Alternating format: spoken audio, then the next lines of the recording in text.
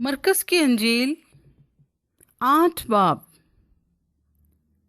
22 आयत से 26 आयत तक। बैतसैदा में यीशु एक अंधे को शिफा देता है। फिर वो बैतसैदा में आए और लोग एक अंधे को उसके पास लाए और उसकी मिन्नत की कि उसे छुए। वो उस अंधे का हाथ पकड़कर उसे गांव से बाहर ले गया और उसकी आंखों में थूक कर अपने हाथ उस पर रखे और उससे पूछा, क्या तू कुछ देखता है?